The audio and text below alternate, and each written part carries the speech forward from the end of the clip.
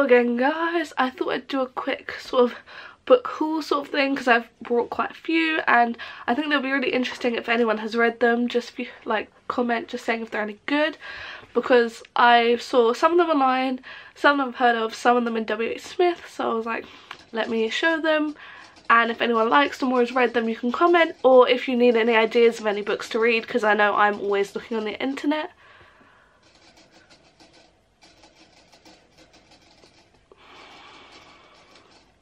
For books to read. So let me get my little I've dropped the pile. Look at these. Dropped one of my books. So excuse me, sorry. The first one I have, it's got a little bookmark in here where I've started reading it, is Brave New World. So lovely cover there. Now I've heard great things about this. A lot of people have said how good it is and it's got really good reviews, so I'm really intrigued. I've just started reading it, I'm not that far in. I've started reading it on my daily commute and I'm enjoying it so far. It wasn't what I expected, but I'm quite enjoying it. I don't know, I feel like because everyone's compared it to 1984, I've got that in my head.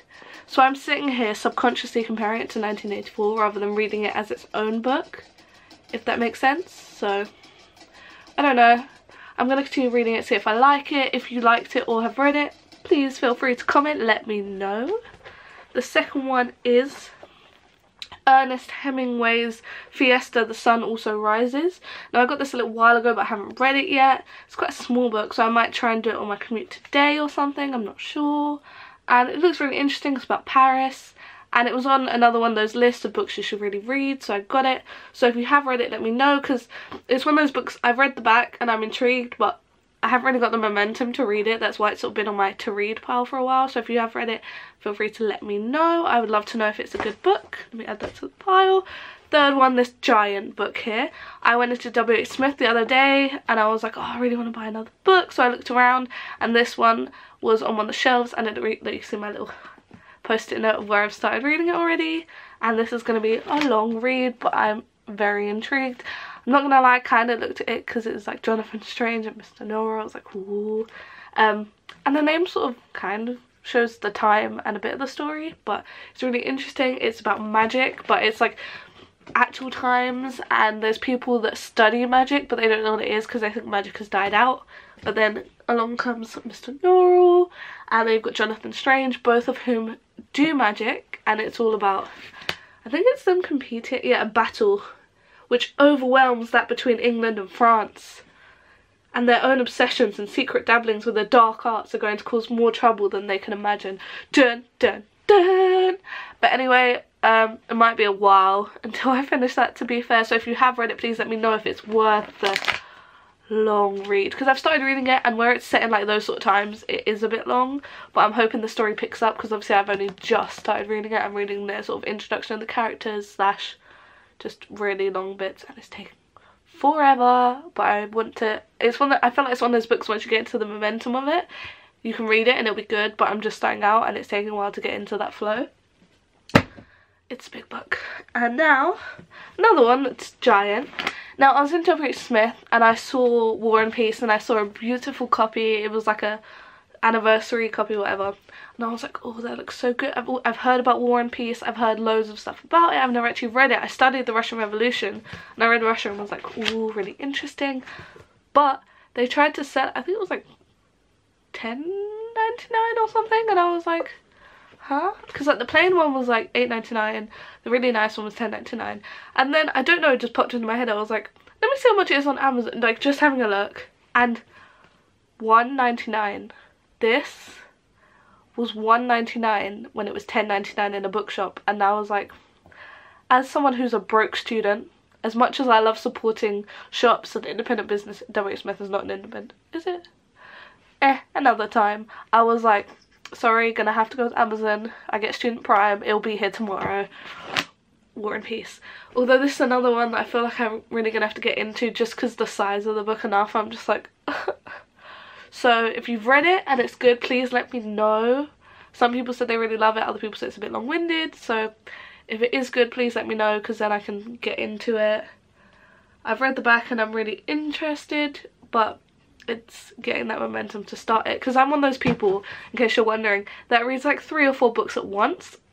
So if they are a bit slow, I'll be tempted to choose another one to start rather than continuing with that one, which is why sometimes I'll read like 4 or 5 books and one of them will take me like a month and the other one will take me like 2 days.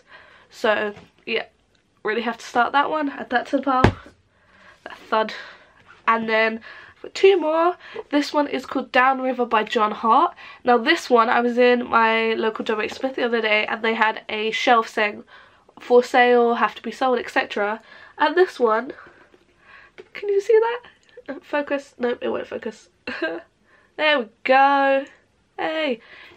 Was 50p, and I read the back and I was like, ooh, not really my style. I don't really read a lot of murder books, to be fair, but I read the back and it looked really interesting and I was like, 50p, I might as well try it. It gives me something to read because I read my books quite fast and I can't have a constant stream of buying them. Not all the time anyway.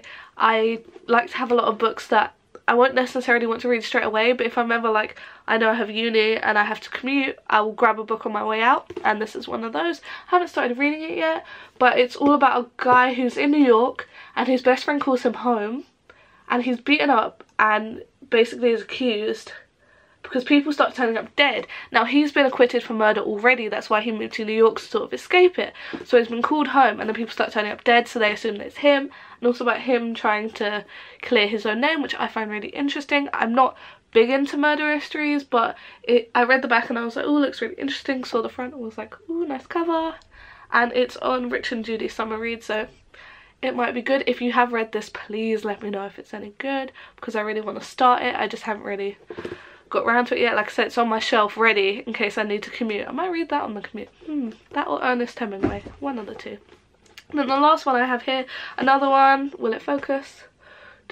Probably not, but this one was £1 on that shelf as well. We spent ages looking through us with my granddad. He ended up getting some James Bond books and we got some cookbooks, but I also got this, and it's called Everything I Never Told You. Now I saw the front cover and not what I expected, to be fair.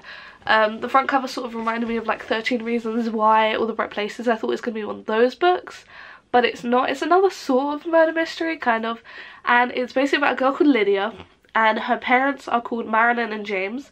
Marilyn wants her daughter to become a doctor, James just wants her to be happy and popular, etc. And then Lydia's body is found in the lake and James is consumed by guilt and sets out on a path to find out why. So I'm guessing this is like all the things I never told you.